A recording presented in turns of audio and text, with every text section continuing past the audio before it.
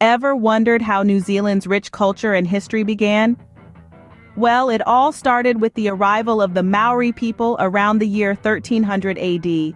These were the first people to reach the shores of Aotearoa, the land of the long white cloud as they called New Zealand. The Maori were not just courageous explorers, but master navigators who journeyed across the vast Pacific Ocean, using the stars, ocean currents, and bird flight patterns to guide them. Upon their arrival, they established a tribal structure, known as IWI, which played a significant role in shaping the social dynamics of the land. Their interaction with the land was profound, leaving indelible marks on the landscape. They brought with them a rich tapestry of traditions, language, and art, which became the foundation of New Zealand's cultural heritage. The influence of their vibrant culture, their sacred rituals, and their deep respect for the land can still be felt across New Zealand today. This marked the beginning of a unique and vibrant culture that still thrives today. But what happened when the Europeans arrived? The first recorded contact between Maori and Europeans took place in the 17th century with the arrival of Dutch explorer Abel Tasman in 1642. However, the contact was brief and violent, leaving a lasting impression of fear and hostility among the Maori. It was not until over a century later in 1769, when the British navigator James Cook arrived, that more sustained interactions began. Cook's arrival led to the introduction of new technologies and trade, sparking a period of significant change. Iron, muskets, and other European goods became integrated into Maori society, altering the balance of power among tribes. However, these encounters brought more than just trade. European diseases to which the Maori had no immunity wreaked havoc on the population, leading to devastating loss of life. Despite these challenges, the Maori persisted, adapting to their changing world. These interactions set the stage for a dramatic shift in New Zealand's history. So how did New Zealand become a British colony? Well, the answer lies in a pivotal historical document known as the Treaty of Waitangi. Signed in February 1840, the treaty was a pact between the British Crown and over 500 Maori chiefs. It's seen as the founding document of New Zealand, establishing it as a British colony. But here's where it gets tricky. The treaty was written in both English and Maori, but unfortunately these two versions don't quite match up. The English version gave sovereignty to the British Crown, while the Maori version merely granted them governance, allowing the Maori to retain their chieftainship over their lands.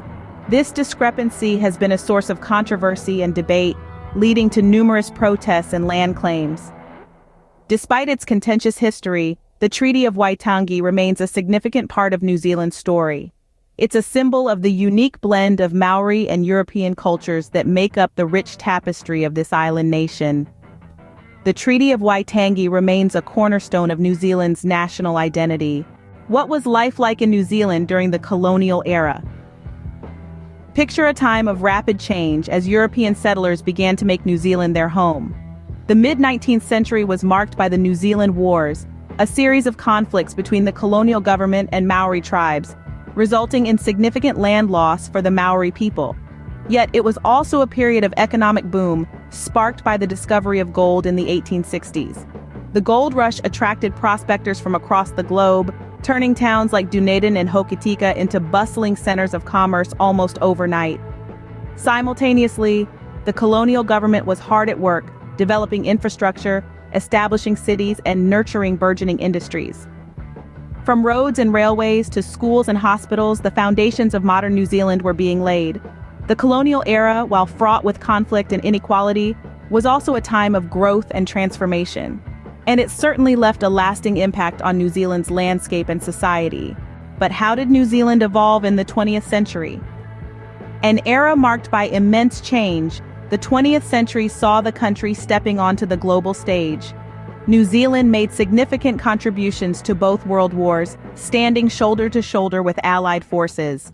This period also witnessed the rise of the welfare state, a testament to the Kiwi spirit of community and fairness.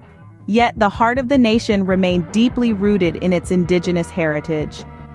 The 20th century was a time of Maori Renaissance, a period of cultural revival that breathed new life into traditional Maori arts, language, and customs. Simultaneously, New Zealand was carving out its role in international affairs, playing a part in key global events and organizations. This included advocating for nuclear disarmament and contributing to United Nations peacekeeping missions. These events shaped New Zealand into the country we know today. The 20th century was indeed a transformative time for this island nation. What does modern New Zealand look like? As we step into the present, we see a nation marked by increasing diversity, where the essence of Maori, European, Pacific, and Asian cultures blend harmoniously. This multicultural fusion not only enriches the societal fabric, but also shapes the national identity. New Zealand stands tall on the global stage, its contributions reaching far beyond its shores. The nation's film industry, powered by the success of The Lord of the Rings and The Hobbit trilogies, has put it on the map as a cinematic powerhouse. In the realm of sports, the indomitable All Blacks rugby team embodies the Kiwi spirit of tenacity and camaraderie, captivating audiences worldwide. Science and technology thrive in this land of the long white cloud, with advancements in areas like renewable energy and digital innovation. Yet amid this progress, there's a conscious shift towards environmental sustainability, reflecting the Kiwis' deep respect for their natural heritage. Modern New Zealand continues to evolve, balancing its rich history with a forward-thinking mindset. Let's take a moment to reflect on the journey we've just taken. From the first footsteps of the Maori, their vibrant culture shaping the land, to the arrival of European explorers, their contact forever changing the course of history. We've delved into the complexities of the Treaty of Waitangi, a pivotal moment that continues to resonate. We've witnessed the transformation during the Colonial era and the Gold Rush, periods of growth and tumult. Then we journeyed through the 20th century developments, a time of rapid change and progress that shaped the nation.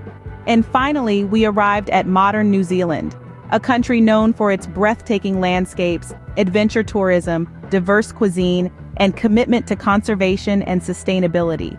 Each chapter of this story adds a unique layer to the rich tapestry of New Zealand's history. New Zealand's history is a captivating tale of navigation, discovery, and evolution, making it the fascinating country it is today.